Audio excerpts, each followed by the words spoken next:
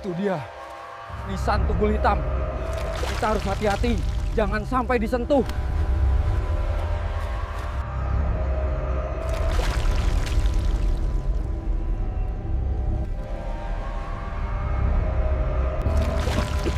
Ayo coba lihat malam ini. Kalau cuma nisan biasa, masa takut? Aku tidak yakin tentang ini. Ayo, sedikit lagi sampai.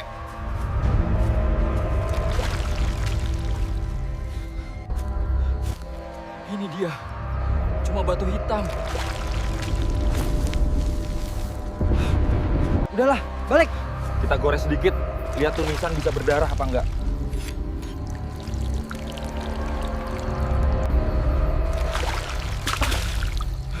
Kita harus pergi sekarang.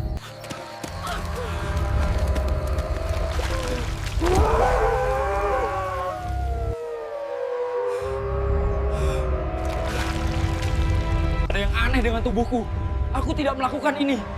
Apa yang kamu dengar semalam? Saat kita lari, aku mendengar langkah kaki di belakang kita.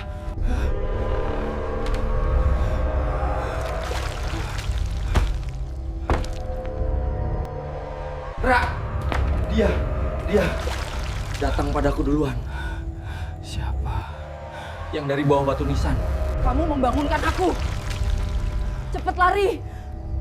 Nisan hitam itu mengurung arwah Ningsih. Kalian telah membangunkannya. Dia tidak akan berhenti menuntut darah baru, Raka, Dodi. Kalian semua dalam bahaya malam ini. Dalam kepanikan, mereka mencari Pak Salim, tetua desa yang tahu banyak tentang makam kuno. Saat mereka menceritakan kejadian itu, wajah Pak Salim langsung pucat. Kalian sudah melakukan dosa besar. Nisan hitam itu bukan makam biasa. Itu makam Ningsih, wanita yang dibunuh karena dituduh sebagai penyihir ratusan tahun lalu. Raka dan Dodi saling pandang.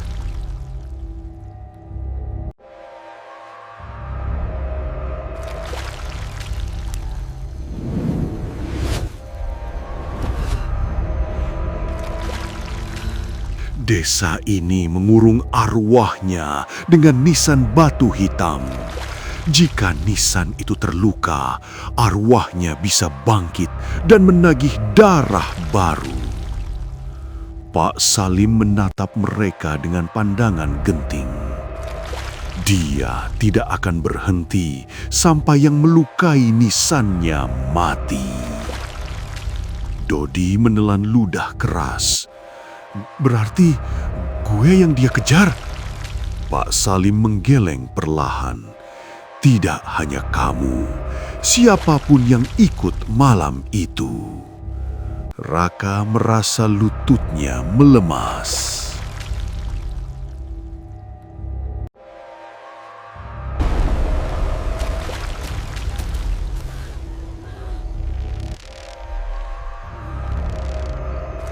Pak Salim membawa mereka kembali ke makam kuno.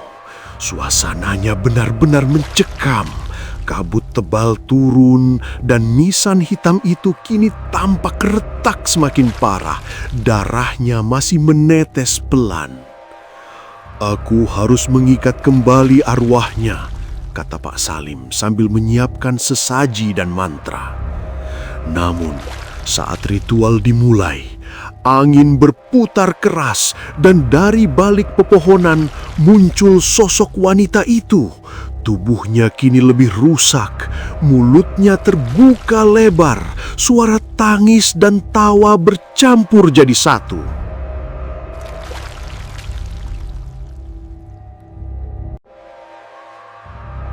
Cepat, Raka!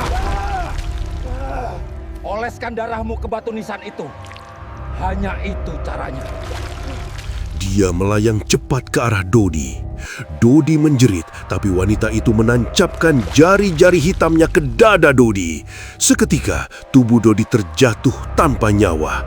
Wajahnya tetap dalam ekspresi ketakutan.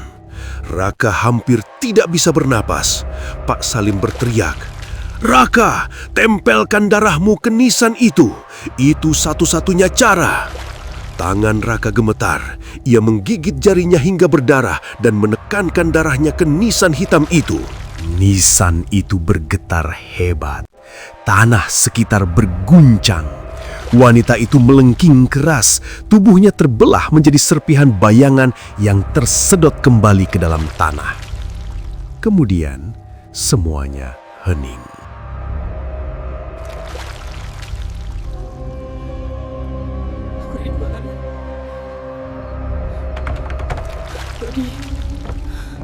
Seminggu setelah kejadian itu, desa kembali tenang. Makam kuno kini diberi pagar dan dilarang keras untuk didekati. Raka masih berduka atas kematian Dodi dan hilangnya Jeffrey yang tidak pernah ditemukan.